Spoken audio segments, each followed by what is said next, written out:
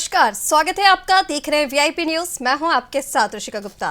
प्रदेशों में क्या चल रहा है इस पर चर्चा करेंगे और शुरुआत करेंगे मौसम से। तो मौसम विभाग ने का कहना है कि 8 जुलाई से 6 दिन पहले ही मानसून देश के सभी भागों में पहुंच चुका है और आज पंजाब, राजस्थान समेत और भी कई भागों में पहुंच रहा है। वही अगर दिल्ली की बात करें तो यूसीसी पर जो देश में बहस चल रही है उसके बीच आज दिल्ली में बड़ी बैठक हुई है। वही गुरु पूर्णिमा का पर्व है आज, उसको लेकर सभी जगह गुरु पूर्णिमा का पर्व धूमधाम से मनाया जा रहा है। सभी अपने गुरुओं का आशीर्वाद लेने पहुंच रहे हैं। ये तमाम मुद्दे हैं जिन पर आज चर्चा करेंगे और हमारे साथ संवाददाता जुड़ चुके हैं। लखनऊ से संजय जायसवाल हमारे साथ जुड़ चुके हैं, लखीमपुर खीरी से पवन कुमार मिश्र हमारे साथ जुड़ चुके हैं, गाडरवारा से विनोद चौक से, नर्मदापुरम से कमलेश कुमार गौर हमारे साथ जुड़ चुके हैं और छिंदवाड़ा से देवेंद्र वर्मा, रायपुर से अंकित मिश्रा और उज्जैन से निर्मल सोलंकी हमारे साथ जुड़ चुके हैं। संजय जी, सबसे पहले मैं आपके पास आना चाहूंगी। मौसम को लेकर बड़ा अपडेट यहाँ पर देखने को मिल रहा है। 8 जुलाई से पहले 6 दिन पहले ही दक्षिण पश्चिम मानसून पूरे देश में पहुंच चुका है। बिल्कुल सही कह रही हैं कि जो मौसम विभाग ने जो जानकारी दी है कि मौसम विभाग ने बताया है कि जो मानसून आने की जो डेट थी उससे 6 दिन पहले मानसून आ चुका है। उससे उत्तर प्रदेश के पूर्वी क्षेत्र में काफी वर्षा हो रही है, पूरी रात वर्षा हो रही है, कभी दिन में भी वर्षा हो रही है। अब ये मानसून धीरे धीरे आगे बढ़ रहा है और इस वजह से उत्तर प्रदेश में मौसम में काफी बदलाव आया है। जो गर्मी काफी हो रही थी, काफी गर्मी से राहत मिली है लोगों को और जो लोग उमस से पर इस समय थोड़ा सा उमस हो रही है क्योंकि जब गर्मी के बाद जो है बरसात होती है तो जब जमीन में पानी पड़ता है तो जमीन से नीचे से जो भाप बन के पानी उड़ता है उससे उमस फैलती है। तो उमस से इस समय लोग बड़ा बेहाल हो रहे हैं, उमस हो रही है। लेकिन अगर गर्मी की बात करें तो गर्मी से कहीं ना कहीं राहत मिली है, मानसून समय से पहले आ गया है। अब अगर मानसून समय से पहले आया है तो स्वाभाविक सी बात है कि खेती के लिए भी पानी अच्छा होगा। जैसे पहले पिछले अगर कुछ सालों की बात करें तो मौसम ठीक से नहीं समय से आता था, जिससे जो है सूखा पड़ने के कई आसार नजर आते थे। कभी दाल की खेती पे असर पड़ता था, कभी चावल की खेती पे असर पड़ता था। लेकिन अगर मानसून समय से आ गया तो स्वाभाविक सी बात है कि इससे अच्छा माहौल देखने को मिलेगा। बिल्कुल संजय जी, और आज गुरु पूर्णिमा का पर्व भी है जो हर जगह धूमधाम से मनाया जा रहा है। लखनऊ में क्या कुछ धूम देखने को मिल रही है गुरु पूर्णिमा की? बहुत बड़ा पर्व होता है जब कोई गुरु होता है और उसका जब वो कोई शिष्य होता है, जब अपने गुरु के साथ जुड़ता है तो एक अलग सा लगाव होता है, एक आध्यात्मिक लगाव होता है। तो जितने भी लोग अपने गुरु को, जिन्होंने अपने किसी को गुरु माना है तो उनकी आज पूजा करते हैं, अर्चना करते हैं, उनकी आरती करते हैं। अगर बात करें उत्तर प्रदेश के सीएम योगी आदित्यनाथ की तो आज वो सुबह से जो है गोरखपुर में है। उन्होंने अपने गोरखनाथ गुरु की जो है पूजा की है। सुबह 5 बजे से लेकर सुबह 7 बजे तक 2 घंटे उन्होंने पूजा की है। फिर उन्होंने जो गायों को पाला उनको गुड़ खिलाया और उनका भी आशीर्वाद लिया और लोगों को बाद में भोजन करवाया। जी बिल्कुल संजय जी, 2 दिवसीय दौरे पर है मुख्यमंत्री योगी आदित्यनाथ और महोत्सव में भी शामिल होंगे बतौर मुख्य अतिथि। जी जी बिल्कुल। हेलो जी संजय जी, सवाल दोहराएं। जी संजय जी, मुख्यमंत्री योगी आदित्यनाथ 2 दिवसीय गोरखपुर के दौरे पर है, महोत्सव में शामिल होने वाले हैं बतौर मुख्य अतिथि। क्या कुछ कार्यक्रम उनके हैं इस दौरान? गोरखपुर में जो है जब जाते तो उनके कई कार्यक्रम लगे हैं और उन्होंने कई जगह जो है उनको जो है उद्घाटन भी करना है, कई चीजों का उन्होंने उद्घाटन भी करना है। और आज वो गोरखपुर में है, कल भी गोरखपुर रहेंगे। 2 दिन के 2 दिवसीय दौरे पर है और 2 दिवसीय दौरे पे होने के बाद आज उन्होंने गुरु पूर्णिमा का पर्व मनाया है और उसके बाद जो है शाम को भी उनके कार्यक्रम लगे और कल भी उनको कुछ कार्यक्रम लगे। जी जी बिल्कुल संजय जी, हमारे साथ गाडरवारा से विनोद चौक से भी बने हुए हैं। विनोद जी, गुरु पूर्णिमा का पर्व आज धूमधाम से गाडरवारा में मनाया जा रहा है और जिस तरह से आपने पहले भी बताया है, दादाजी धूनी वाले भक्तों की आस्था उन पर बनी हुई है और हजारों की संख्या में भक्त वहां पर पहुंचते हैं। जी, सबसे पहले तो सभी जो हमारे जो दर्शक हैं उनको मैं गुरु पूर्णिमा की शुभकामनाएं, बधाइयां देना चाह रहा हूँ वीआईपी चैनल के माध्यम से। और बताना चाह रहा हूँ कि मध्य प्रदेश का नरसिंहपुर जिला एक ऐसा जिला है जो पूरे देशों में गुरुओं के लिए भी जाना जाता है। चाहे हम बात करें ज्योतिषपुर की, चाहे हम बात करें बघातपुर की, जहाँ केंद्रीय मंत्री प्रहलाद पटेल का बड़ा नाम बाबा श्री के साथ जुड़ा हुआ है। और चाहे हम बात करें दद्दा जी की, जो बड़े यहाँ पर उनके पुजारी हैं देव प्रभाकर शास्त्री जी के, चाहे हम बात करें दादाजी धूनी वालों की, आज हजारों की संख्या में नगर साइकिड़ा में दूर दूर से लोग भक्त दर्शन करने आ रहे हैं। लेकिन एक बड़ा मुद्दा आज फिर एक बार उठा है, जो संत छोटे सरकार द्वारा जो यहाँ पर एक मंदिर बनवाया गया है छोटे सरकार द्वारा, वहां पर भक्तों द्वारा, उनके भक्तों द्वारा संत छोटे सरकार द्वारा जो बात कही है, उनके भक्तों द्वारा हमें जानकारी दी है कि खंडवा में क्योंकि दादाजी धुनी वालों का समाधि स्थल है, आज कम से कम 5 लाख भक्त वहां पहुंचते हैं दर्शनों को, लेकिन वहां का मंदिर सही नहीं बना है। जो संत छोटे सरकार है, संत छोटे सरकार 84 खंभों का मंदिर वहां बनवाना चाह रहे हैं उन्हीं के खर्चे पर, और वहां की जो ट्रस्ट समिति है, बार बार उस ट्रस्ट समिति से अपील कर रहे हैं कि हमारा यहाँ सामान भी रखा हुआ है, हम यह मंदिर बनाना चाह रहे हैं। संत छोटे सरकार के जो बड़े बड़े भक्त हैं वह मांग बार बार कर रहे हैं, चाहे कमलनाथ जी की सरकार आई थी जब भी उन्होंने मांग की थी सरकार से, और मध्य प्रदेश के मुखिया शिवराज सिंह चौहान से भी वो मांग कर रहे हैं कि हमको 84 खंभों का वहां पर बड़ा मंदिर जो बनाया जाए, जो कि संत छोटे सरकार द्वारा बनाया जा रहा है, उसको परमिशन मिले, जिससे भक्तों की जो आस्था जुड़ी है एक भव्य मंदिर वहां पर बन सके। जी ठीक है विनोद जी, हमारे साथ लखीमपुर खीरी से पवन कुमार मिश्र भी लगातार बने हुए हैं। पवन जी, लखीमपुर खीरी से बड़ी खबर ये सामने आ रही है जहां पर नवयुवक की संदिग्ध परिस्थितियों में शव मिला है, हत्या उसकी कर दी गई है, क्या कुछ ये पूरा मामला है? देखिए, मैगलगंज कोतवाली के अंदर जी, ये लखीमपुर खीरी के अंदर मैगलगंज कोतवाली पड़ती है। कोतवाली से महज जो है 5 किलोमीटर दूरी पर एक गांव है जिसका नाम है जोरावर, बेहड़ा जोरावर, जहां पे रात्रि में एक ही गांव के 2 मित्र जो है, पुलिस का कहना है कि एक ही गांव के 2 मित्र शराब को पीने के लिए दुकान पे गए हुए थे, और जहां पे कुछ विवाद हो गया, और विवाद में जो है दोस्त ने ही फावड़े से दोस्त का जो है गला काट दिया, और गला काटने के बाद में घटना को अंजाम देने के बाद खुद ही स्वयं कोतवाली थाने पहुंचता है और घटना की सूचना देता है, और तत्काल सीओ को जो है मितौली मौके वारदात पे रात में ही पहुंचते हैं जी, और रात में पहुंचने के बाद में शव का पंचनामा करके उसे जिला मुख्यालय भेजते हैं।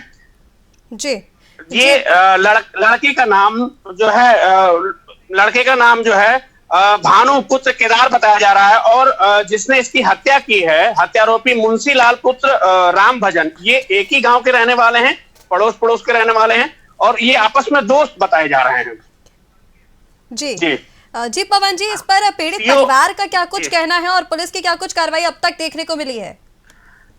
पीड़ित परिवार का ये कहना है कि घर से वो दोनों दोस्त जो है यहाँ से दुकान पे नमकीन लेने के लिए गए हुए थे, आगे ये योजना बनी है और योजनाबद्ध तरीके से जो है उसको मारा गया है, उस पे हत्या का आरोप लगा रहे हैं। हालांकि उसने जो है मामले को जो है बताया है, पुलिस के सामने बयान भी दिया है कि हमने ऐसी घटना को अंजाम दिया है, पर पर्पस क्या था ये अभी तक खुलासा नहीं कर पाई है पुलिस। जी बिल्कुल पवन जी, थाना एचएसओ विवेक उपाध्याय जिसे मेरी वार्ता हुई, तो उन्होंने बताया है कि मुलजिम को कस्टडी में लेकर के आगे की प्रोसीजर किया जा रहा है, उसके ऊपर 302 का मुकदमा धारा लगा करके उसे आगे का कार्य किया जा रहा है। जी बिल्कुल पवन जी, हमारे साथ रायपुर से अंकित मिश्रा भी जुड़ चुके हैं। अंकित जी, 45,000 संविदा कर्मी हड़ताल पर है, कामकाज सब बंद है, लोगों को परेशानियों का सामना करना पड़ रहा है, 90 विधायक, 33 जिलों के कलेक्टर, उनका कहना है किसी ने हमारी नहीं सुनी। बिल्कुल, इस तरह से लगातार चुनाव नजदीक आते ही जो मांगे वो उठनी शुरू हो गई है। इससे 2-3 महीने पहले से अगर बात करें तो लगातार अलग अलग संगठन, अलग अलग दल के जो नेता हैं, जो लोग हैं, वो यहाँ पर आंदोलन कार्य अपनी बात रखते हैं। आज भी संविदा कर्मचारियों की बड़ी रैली यहाँ रखी गई है। रायपुर के टूटा जो धरना स्थल है वहां पर ये अनिश्चितकालीन आंदोलन की शुरुआत आज से की गई है। तमाम जो प्रदेश भर के संविदा कर्मचारी हैं वो इस आंदोलन में जुटे हैं। बता दें कि इस आंदोलन के जारी होने के बाद से कई सारी परेशानियां निश्चित तौर पर सरकार के सामने, लोगों के सामने खड़ी होंगी, क्योंकि कई सारे संगठन है इसमें, संविदा कर्मी है, उनमें अलग अलग विभागों के संगठन है, जैसे शिक्षा विभाग, पंचायत विभाग, यानी कि अलग अलग विभागों जो कर्मचारी हैं इसमें शामिल हैं, और इसके चलते कई सारी परेशानियां प्रदेश भर में लोगों को और वहां के निवासियों को उठानी पड़ सकती है, क्योंकि अनिश्चितकालीन हड़ताल है, अपनी मांगे रखने के लिए हड़ताल पर जाने वाले हैं। अनिश्चितकालीन यानी कि लेकिन अंकित, 45,000 संविदा कर्मी एक साथ हड़ताल पर, प्रशासन का इसके ऊपर क्या कुछ कहना है?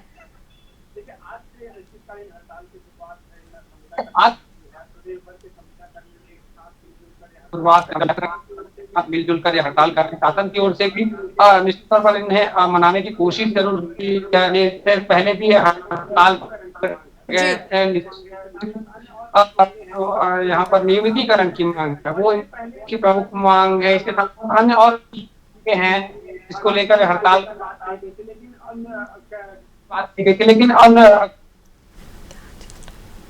के बाद आखिरकार इन्हें हड़ताल पर बैठना पड़ा। आज से अनिश्चितकालीन हड़ताल पर ये सभी जो संविदा कर्मचारी हैं वो चले गए हैं। निश्चित तौर पर शासन और जो प्रशासन है उनके बीच बातचीत कर रास्ता खोजने की बात कही जा रही है। तो ऐसे में आज से अनिश्चितकालीन हड़ताल की शुरुआत संविदा कर्मियों ने कर दिया है। निश्चित रूप से कई सारी परेशानियां भी लोगों को इससे होने वाली है और अब मुख्य इनकी मांग है नियमितीकरण, इसी मांग को लेकर हड़ताल की जा रही है।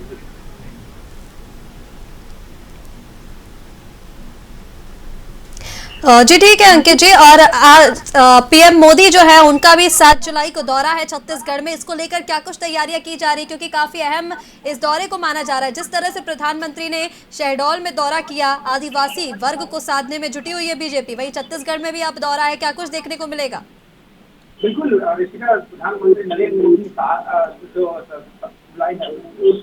यहाँ पर आने वाले हैं और एक बड़ा जनसभा है उसको यहाँ पर सम्मिलित करेंगे। रायपुर के साइंस कॉलेज मैदान में यहाँ पर एक तो बड़े जनसभा का आयोजन यहाँ पर तमाम तैयारियां की जा रही है। 2 बड़े डोम इसके लिए बनाया जा रहा है। करीब 1.5 लाख से अधिक लोगों को यहाँ सभा में जुटाने की तैयारी भाजपा कर रही है। रायपुर की बात करें तो रायपुर में भी अलग अलग चौक चौराहों, अलग अलग गलियों में आजकल जो है लाउड स्पीकर के साथ, गाजे बाजे के साथ एक ऑटो घूमते हुए नजर आ रहे हैं। कई सारे ऑटो घूम रहे हैं, जिसमें साफ साफ प्रधानमंत्री नरेंद्र मोदी के आगमन की बात कही जा रही है। लोगों को जुटने की अपील की जा रही है। जिस तरह से लगातार 9 साल पूरे होने को लेकर भाजपा जो है एक महाजनसंपर्क अभियान चला रही थी। अलग अलग जगहों पर लगातार सीधे तौर पर जनता से रूबरू हुआ जा रहा था। अलग अलग नेता पहुंच रहे थे और इसी कार्यक्रम के तहत प्रधानमंत्री नरेंद्र मोदी छत्तीसगढ़ आ रहे हैं। छत्तीसगढ़ में भी चुनावी संखनाट यहाँ कर सकते हैं, कई सारी सौगातें भी यहाँ पर देने वाले हैं। जिसका जो जानकारी मिल पाई है उस मुताबिक छत्तीसगढ़ में जैसे राजधानी रायपुर की बात करें, रायपुर से नए रायपुर के बीच मेमू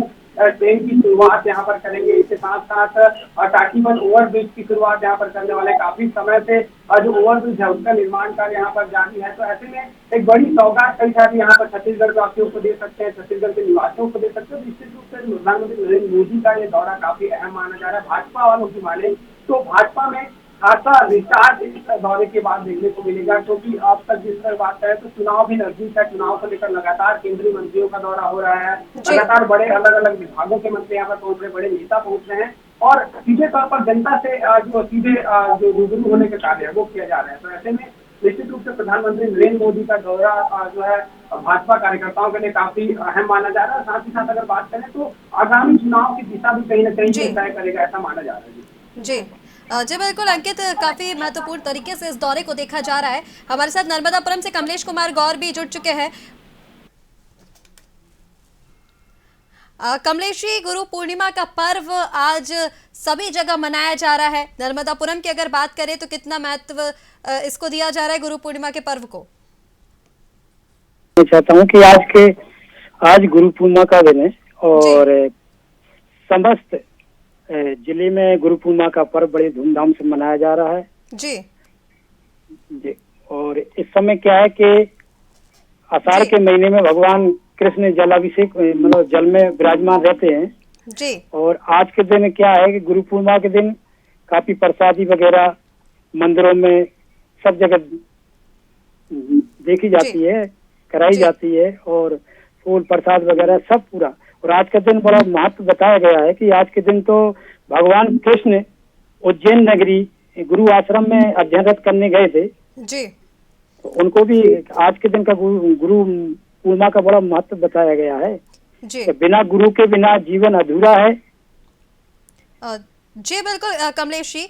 और भारतीय मानव अधिकार ट्रस्ट की इटारसी इकाई का आज संस्थापन समारोह भी था। पदाधिकारियों को इस दौरान सम्मानित किया गया और कुछ क्या खास देखा गया कार्यक्रम में? नहीं, ये भारतीय मानवाधिकार ट्रस्ट की इटारसी इकाई की एक समारोह हुआ था। उसमें भ्रष्टाचार संबंधी भ्रष्टाचार घोटाला जन जागरण नारी शक्ति की जानकारी प्रदान की गई थी, जिसमें से आपके डॉक्टर शर्मा विधायक जो इटारसी के विधायक थे डॉक्टर शर्मा और नगर पालिका अध्यक्ष और एसडीएम अनुविभागीय अधिकारी मदन सिंह रघुवंशी सहित सबने अपने अपने विचार व्यक्त किए। जी जी ठीक है कमलेश जी। और ये तरणकोला से भी खबर सामने आ रही है जहां पर बारिश के चलते बड़े बड़े गड्ढे जो हैं वो सड़कों में देखे जा रहे हैं। नवीनीकरण के जो कार्य थे वो ठेके से दिए गए थे लेकिन वो पूरे नहीं गए और इसके कारण रास्ते जो है वो बाधित हैं, लोगों को परेशानियों का सामना करना पड़ रहा है।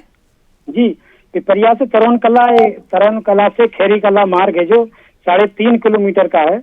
जी उसमें क्या है कि पहले नवीनीकरण जो हुआ था उसमें उनको बनाने के लिए दिया था तो 3.5 महीने के अंदर नहीं बन पाया है जी। और बनाने का उनका तैयार किया था लेकिन गड्ढे हो रहे हैं, काफी परेशान हो रहे हैं वहाँ के लोग वगैरह। जी आवागमन में परेशानी हो रही है। जी जी बिल्कुल कमलेश जी। हमारे साथ गाडरवारा से विनोद चौक से भी लगातार बने हुए हैं। विनोद जी, गाडरवारा तहसील से एक ये खबर भी सामने आ रही है जहां पर स्वास्थ्य केंद्र जो है उनका लाभ मरीजों को नहीं मिल पा रहा है, लोगों को काफी परेशानियां हो रही है। नरसिंहपुर जिला कलेक्टर भी ध्यान नहीं दे रहे हैं, क्या कुछ इसको लेकर सामने आ रहा है? गाडरवारा तहसील के अंतर्गत साइंकेड़ा विकासखंड और चिचली विकासखंड के जो उप स्वास्थ्य केंद्र हैं वह हमेशा बंद रहते हैं। नरसिंहपुर की जो कलेक्टर हैं रिजू बापना जी लगातार दिशा निर्देश स्वास्थ्य विभाग को लेकर देती रही हैं क्योंकि वो नई आई हैं। पहले यहाँ पर रोहित सिंह जी कलेक्टर थे और मैडम ने जैसे ही यहाँ पर आकर उनको जैसे ही कुछ जानकारियां मिलती हैं तो यहाँ पर वो अच्छा काम कर रही है। मैं आपको बता दूं जो उप स्वास्थ्य केंद्र है, उप स्वास्थ्य केंद्र साइंकेड़ा विकासखंड के अंतर्गत चाहे हम नेवावर की बात करें, चाहे हम बनवारी की बात करें, चाहे हम चिरेकला की बात करें, बनखेड़ी भी यहाँ से पास है, वहां से चाहे हम अनाई की बात करें, आसपास के जितने उप स्वास्थ्य केंद्र हैं वहां देखे जाते हैं तो वह बंद रहते हैं। मध्य प्रदेश सरकार और केंद्र सरकार की जो योजना होती है स्वास्थ्य लाभ की, वह उप स्वास्थ्य केंद्र जो बंद रहते हैं मरीजों को उसका लाभ नहीं मिल पाता। मरीज उप स्वास्थ्य केंद्र से चलकर बड़े बड़े जो स्वास्थ्य केंद्र हैं वहां पर आते हैं और वहां लाभ दिलाते हैं। जिला कलेक्टर रिजू बापना जी तक हमने यह बात पहुंचाई है कि मैडम जो साइंकेड़ा विकासखंड के स्वास्थ्य केंद्र हैं, चिचली विकासखंड के जो उप स्वास्थ्य केंद्र हैं वो अक्सर बंद रहते हैं। उनके द्वारा दिशा निर्देश स्वास्थ्य केंद्रों पर भी दिए गए हैं, लगातार वह निरीक्षण कर रही हैं। पूरा विश्वास है क्षेत्र के लोगों को कि जिला कलेक्टर के दिशा निर्देश के बाद इन उप स्वास्थ्य केंद्र को चालू किया जाएगा जिससे क्षेत्र के नागरिकों को लाभ मिल पाए। इस बारे में अवगत करा दिया गया है और वो निरीक्षण कर रही है चीजों का और लोगों को भरोसा भी है। लेकिन इस तरीके की जो दिक्कतें हैं वो पहले भी देखी जा चुकी है नरसिंहपुर जिले में और गाडरवारा तहसील में भी, लेकिन अभी तक और अब फिर से ये दिक्कतें सामने आ रही है। मैं आपको यही तो बता रहा हूँ कि जब गाडावारा तहसील के अंतर्गत चाहे गाडावारा की बड़ी सिविल हॉस्पिटल हो, चिचली की हो, साली चौका की हो, साइंकेड़ा की जो हॉस्पिटल, यहाँ पर मेडिकल ऑफिसर बनकर जो आते हैं वह सही काम नहीं करते हैं, जिसके कारण जो आसपास के जो उप स्वास्थ्य केंद्र है वह बंद रहते हैं। कहीं ना कहीं राजनीति का शिकार होते हैं। अभी आपने देखा था एक मामला वीआईपी चैनल के द्वारा उठाया गया था कि 130 जो आशा जो महिला कार्यकर्ता है उनको जो फरवरी का जो वेतन है, फरवरी मार्च का जो वेतन है उनको नहीं दिया जाता है। जब हम मेडिकल ऑफिसर से चर्चा करते हैं तो उनके द्वारा पहले बात नहीं की जाती है, कहने पर वह पीछे हटते हैं। लेकिन जब हम उनसे बात करते हैं कि आप अगर हमको जानकारी नहीं देंगे तो हम सीधा मुद्दा आपका सीधा बोलकर उठाएंगे, तो उनके द्वारा हमको बताया जाता है कि 130 जो आशा का महिला कार्यकर्ता है उनकी जांच चल रही है, उनकी जो वेतन की। आप समझ सकती हैं कि उनका जो वेतन, जो मजदूरी वेतन रहता है, उनके वेतन में कहीं ना कहीं लापरवाही हुई है और कहीं ना कहीं जो कलाकारी होती है वह कलाकारी हुई है जिससे उनके वेतन में छेड़छाड़ होती है। लेकिन इसकी जांच चल रही है। विश्वास है कि जिला कलेक्टर इस ओर ध्यान देकर जो गलत काम करते हैं उनके ऊपर कार्रवाई करेंगे। जी जी बिल्कुल विनोद जी, हमारे साथ मध्य प्रदेश उज्जैन से निर्मल सोलंकी भी जुड़ चुके हैं। निर्मल, महाकाल की नगरी उज्जैन में गुरु पूर्णिमा का पर्व किस तरह से मनाया जा रहा है, क्योंकि हजारों की संख्या में लोग आज महाकाल के दर्शन के लिए पहुंचते हैं जिसमें वीवीआईपी सभी लोग शामिल होते हैं। क्या कुछ माहौल आज गुरु पूर्णिमा के पर्व पर वहां देखा गया है? यहाँ पर महाकाल पर्व बड़ी धूमधाम से मनाया जाता है और गुरु पूर्णिमा का पर्व महाकाल मंदिर परिसर में भी मनाया जाता है और सभी भक्तों द्वारा बड़े धूमधाम से महाकाल के परिसर में दूर दूर से श्रद्धालु आते हैं और बड़ी धूमधाम से यह पर्व मनाया जाता है। वहीं पर दूसरी ओर देखकर यहाँ शांतिपनी आश्रम है जहाँ पे कृष्ण भगवान ने अपनी शिक्षा ग्रहण की थी, वहाँ पर भी कालिदास अकादमी में है ये। यहाँ पर बड़ी धूमधाम से महाकाल परिसर में और ये धूमधाम से मनाया जाता है। जी जी जी बिल्कुल निर्मल। और कौन कौन से बड़े चेहरे आज महाकाल की नगरी में देखे गए, क्योंकि आज बड़ा पर्व है, गुरु पूर्णिमा का बड़ा पर्व है और केंद्रीय मंत्री सहित सभी वहां पहुंचते हैं। अब तक कौन कौन वहां महाकाल की नगरी में पहुंच चुका है, महाकाल के दर्शन कर चुके हैं? जी मैं आपको बता दूं कि यहाँ लाखों की तादाद में आज से गुरु पूर्णिमा है और आज से सावन का पर्व भी माना जाता है। तो यहाँ पर सभी सेलिब्रिटी और बड़े बड़े नेता है जो मुख्यमंत्री है, ये सभी देश विदेश बाहर से भी श्रद्धालु आते हैं। वहाँ पर अभी व्यवस्था है, चाक चौबंद है, पुलिस एसपी कलेक्टर की व्यवस्था है और महाकाल प्रबंध समिति के कुछ निर्णय भी सटीक हुए हैं। और दूसरा मैं आपको यहाँ पे बता दूं कि यहाँ पे व्यवस्था जो विस्तारीकरण का अभी चल रहा है उससे भी यहाँ पे बहुत खुश है। दूसरे महाकाल लोक भी यहाँ पर बहुत प्रसिद्ध हो गया, पिछली बार से ले अब बहुत अंतर हो गया उज्जैन महाकाल में। जी जी बिल्कुल निर्मल। और कल से सावन लगने वाला है, महाकाल की नगरी भव्य तरीके से सजाई जाती है, क्या कुछ तैयारियां इसको लेकर देखी जा रही है महाकाल मंदिर में? जी यहाँ पर एसपी जी संजय शर्मा और कलेक्टर पुरुषोत्तम कुमार द्वारा चाक चौबंद व्यवस्थाएं की गई है। यहाँ पर जो महाकाल का कॉरिडोर है वहाँ पे भी अपनी अपनी एक व्यवस्थाएं अलग की गई है। शासकीय प्रशासनिक व्यवस्थाएं चाक चौबंद है। वहीं पर महाकाल जो है वो देश का प्रसिद्ध मंदिर है और यहाँ पे श्रद्धालु देश विदेश से आते हैं। यहाँ पर एक नई चीज और देखने को मिल रही है कि यहाँ पर लोगों का उत्साह है, कॉरिडोर देखने के लिए भी लाखों लोग आते हैं श्रद्धालु। और दूसरा कल से महाकाल सावन की जो सवारियां निकलेगी उसको लेकर भी बड़ी उत्साह है और जनप्रतिनिधि भी अपनी अपनी तैयारी में लगे हुए हैं श्रद्धालुओं को स्वागत के लिए। जी बिल्कुल निर्मल। कल से सावन लग रहा है, भव्य तरीके से महाकाल की नगरी जो है वो सजाई जाती है। और एक और बड़ी खबर उज्जैन से सामने आ रही है जहां पर गरीबों का जो राशन है वो गरीबों तक नहीं पहुंच रहा है, बड़े ठेकेदारों के घरों से होकर निकल रहा है। इस मामले को लेकर क्या कुछ जानकारी है? जी मैं आपको स्पष्ट तौर पर बता देना चाहता हूँ, वीआईपी न्यूज के माध्यम से पूर्व में भी यह मामला उठाया गया था और कलेक्टर साहब के भी संज्ञान में लाया गया था कि यहाँ पर जो गरीबों का जो राशन है मध्य प्रदेश गवर्नमेंट जो देती है वह चावल गरीबों के राशन की दुकान से होकर शराब की फैक्ट्री तक कैसे पहुंचता है, यह शायद सवाल एक बड़ी बात है अपने आप में। और दूसरी बात बता दूं कि अगर आप कोई क्वेश्चन होता है इस पे जी, अगर कोई पत्रकार इस पे बात करता है तो अधिकारियों का कहना है कि आपके माध्यम से हमको मालूम पड़ा। भाई सालों से यह गोरख धंधा चल रहा है। जैसे अपन बात कर लें चावल की, जो डबल चावल मिला था, जो डबल मिला था मध्य प्रदेश गवर्नमेंट ने भी दिया था और केंद्रीय गवर्नमेंट ने दिया था। केंद्रीय गवर्नमेंट का माल गरीबों को नहीं मिला और मध्य प्रदेश जो सरकार का था चावल वह कुछ लोगों तक पहुंचा, बाकी कहाँ गया अभी तक भी यही स्थिति है, किसी को कोई मालूम नहीं है और गरीब वही परेशान है। और जहाँ से होकर माल जाता है शायद वो महाकाली जाने की क्या होगा उज्जैन जिले का। जी जी बिल्कुल निर्मल जी, देखा जाएगा। अब कल से सावन लग रहा है, किस तरह से भव्य तैयारियां की जा रही हैं महाकाल की नगरी में और भव्य तरीके से सजाया जाएगा, क्योंकि इस बार का सावन भी काफी महत्वपूर्ण माना जा रहा है। हमारे साथ नर्मदापुरम से कमलेश कुमार गौर भी लगातार जुड़े हुए हैं। कमलेश जी, बारिश को लेकर क्या हाल नर्मदापुरम में देखा जा रहा है, क्योंकि फिलहाल बारिश नहीं हो रही है, उमस का माहौल वहां पर बना हुआ है, लेकिन सब्जियां काफी महंगी हो गई हैं, लोग परेशानियों से जूझ रहे हैं, महंगाई की मार लगातार झेल रहे हैं। जी ऋषिका जी, ये नर्मदापुरम में क्या है कि बारिश का 6 तारीख से बताया, वैज्ञानिकों ने ये बताया कि 6 तारीख से ही बारिश का आने की संभावना है। ज्यादातर बारिश होगी 6 से 10 के बीच में काफी बारिश होगी। और इस समय सब्जी वाली बात आपने जो बात करी है कि सब्जी महंगी हो रही है, सब्जी काफी महंगी हो रही है क्योंकि मार्केट में सब्जी आ नहीं रही, खेतों में सब्जी हो नहीं रही है। जी जी बिल्कुल कमलेश जी, हमारे साथ लखनऊ से संजय जायसवाल भी लगातार बने हुए हैं। संजय जी, देश में चल रही बहस के बीच यूसीसी पर बड़ी बैठक आज दिल्ली में, क्या कुछ खास इस बैठक में निकलकर सामने आया है?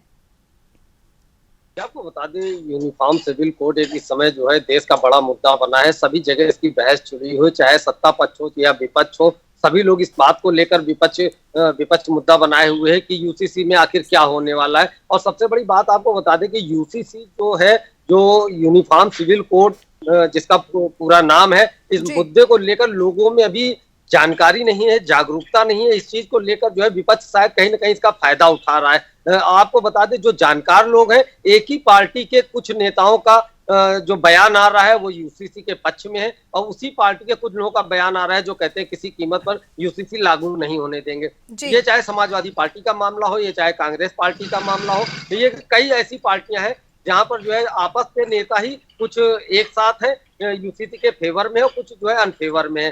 बात करें अगर और लोगों की, तो ये मामला जो है यूसीसी अगर बात की जाए, अगर उसको कायदे से समझा जाए, तो उसमें जो सबसे बड़ा फायदा होने वाला है यूसीसी को लेकर, तो मुस्लिम महिलाओं को सबसे बड़ा फायदा होने वाला है। यही बात जो है चैनलों के माध्यम से समझाई जा रही है, हर जगह ये चीज बताई जा रही है। सत्ता पक्ष के लोग भी बता रहे हैं कि अगर महिला वर्ग, जो अपने देश की आधी आबादी कही जाती है, 140 करोड़ में 70 करोड़ की जनता जो है महिला आबादी है, तो महिला आबादी को इसमें सबसे बड़ा फायदा मिलने वाला है। और खासकर अगर महिलाओं की बात करें तो सबसे ज्यादा मुस्लिम वर्ग की महिलाओं को फायदा मिलने वाला है। अभी कई कार्यक्रम देखे गए जिसमें कि जो है मुस्लिम महिलाओं को कई चीजों से बिल्कुल अवॉइड करके रखा गया है, लेकिन जब कॉमन सिविल कोड लागू हो जाएगा तो वो सब उसके दायरे में आ जाएंगे। जैसे शादी को ले लें, तलाक को ले लें, और उनकी जो आम दिनचर्या, उसमें कई मुद्दे ऐसे जिसमें मुस्लिम महिलाओं को सबसे ज्यादा फायदा मिलने वाला है। लेकिन इसी बात का जो लोगों में अभी इसकी अवेयरनेस नहीं है, इस बात को लेकर विपक्ष कहीं ना कहीं इसका फायदा उठाना चाहता है। और विपक्ष के कई पार्टियां, जो कुछ पार्टियां हैं जो अभी भी विरोध कर रही हैं। अगर बात करें कि जो सहमत है, तो मायावती ने भी बयान दे दिया है कि हम यूसीसी के सहमत है, उसमें कोई दिक्कत नहीं, बस भारतीय जनता पार्टी अपने हिसाब से उसको लागू ना करे।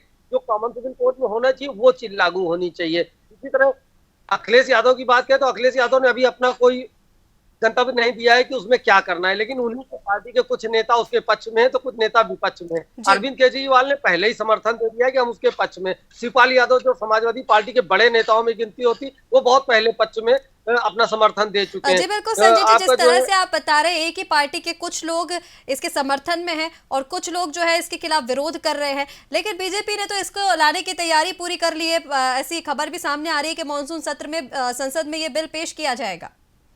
जी बिल्कुल कहा जा सकता है कि संसद में बिल पेश किया जाएगा, तो जो है जो आपकी जो मानसून सत्र आने वाला उसमें पेश होगा और बिल पास भी होना चाहिए, क्योंकि जो है भारतीय जनता पार्टी दोनों जगह पे, चाहे राज्यसभा हो चाहे लोकसभा हो, अपना हिसाब किताब उनका मजबूत बना हुआ है। लेकिन देखने वाली बात होगी कि ये बिल पास होगा तो किस तरीके से पास होगा, उसमें क्या क्या चीजें डाली जाती हैं, क्या क्या चीजें उसमें नहीं डाली जाती, ये सबसे बड़ा मुद्दा ये होगा। जी जी बिल्कुल संजय जी, एक छोटी सी टिप्पणी आपकी महाराष्ट्र में जो कल उलटफेर हुआ है उसके ऊपर जानना चाहूंगी। अजीत पवार 9 विधायकों के साथ एनडीए में शामिल हो गए, बीजेपी को इससे फायदा, क्योंकि बिहार में भी ऐसा ही कुछ देखने को मिल सकता है, और विपक्ष को इससे सबसे बड़ा घाटा होता दिखाई दे रहा है। बिल्कुल विपक्ष को इससे बहुत बड़ा घाटा होगा, क्योंकि विपक्ष एकजुट होने की कगार पे था कि जो है अभी इनकी बैठक भी होने वाली है, 14 से 18 के बीच की बैठक भी बेंगलोर में होने जा रही है। लेकिन जिस हिसाब से जो है महाराष्ट्र में जो है उनका शरद पवार जी के साथ ये मामला हुआ कि जो है अजीत पवार छोड़ के चले गए, प्रफुल्ल पटेल छोड़ के चले गए, उनके साथ बड़े बड़े नेता जो बहुत करीबी हुआ करते थे वो भी छोड़ के चले गए, तो कहीं ना कहीं जो है एनसीपी बहुत ज्यादा इस समय झटके में। अब देखना होगा क्या होगा कि शरद पवार ने कल जैसे बयान दिया था कि हम कोर्ट जाएंगे और इन लोगों की सदस्यता को जो है खत्म कराएंगे। अब देखना है कि अब ये क्या मामला होता है, क्या इन लोगों की सदस्यता जाती है या सदस्यता बचती है। अगर सदस्यता जाती है तो क्या होगा। और बात करें चुनाव की, तो अगर महाराष्ट्र की बात करें तो महाराष्ट्र में तो भारतीय जनता पार्टी की ऑलरेडी सरकार चल रही है, शिवसेना के आलोक शिंदे के साथ में सरकार चल रही है। इनको जोड़ना न जोड़ना कोई बहुत बड़ी बात नहीं थी, लेकिन इनको जोड़ने के पीछे का मकसद अगर आप समझना चाहेंगी तो उसके पीछे का मकसद है लोकसभा 2024 का चुनाव, क्योंकि भारतीय जनता पार्टी इस समय हर प्रदेश में अपना साथी ढूंढ रही है जिससे कि उनकी सीटों को मजबूती दी जा सके।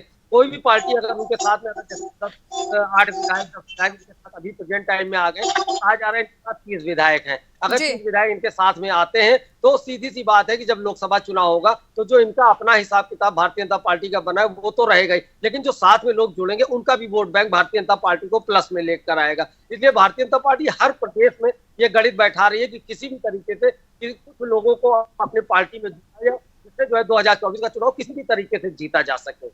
जी बिल्कुल संजय जी, लेकिन जिस तरह से आप बता रहे हैं, शरद पवार का बयान सामने आया है कि वो पार्टी को फिर से खड़ा करेंगे। वहीं जो मुख्यमंत्री एकनाथ शिंदे हैं, उनका भी ये कहना है कि शरद पवार खुद भी पहले 2 बार ऐसा कर चुके हैं कांग्रेस के साथ, तो अजीत पवार ने जो किया वो कोई बड़ी बात नहीं है।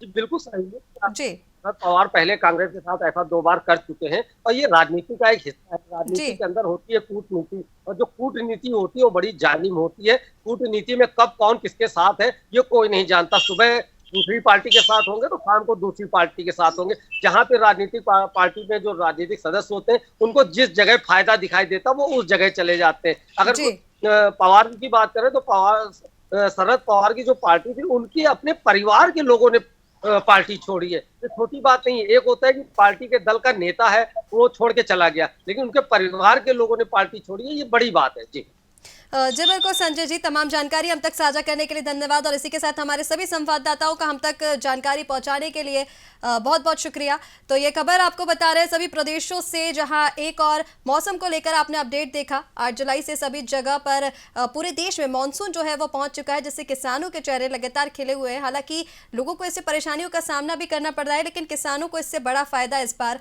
होने वाला है। वहीं गुरु पूर्णिमा का जो पर्व है वो पूरे देश में मनाया जा रहा है। गुरुओं से सभी आशीर्वाद लेने पहुंच रहे हैं। आप सभी को भी वीआईपी न्यूज़ की ओर से गुरु पूर्णिमा के पर्व की बहुत बहुत शुभकामनाएं। फिलहाल के लिए इतना ही। बने रहे वीआईपी न्यूज़ के साथ। नमस्कार।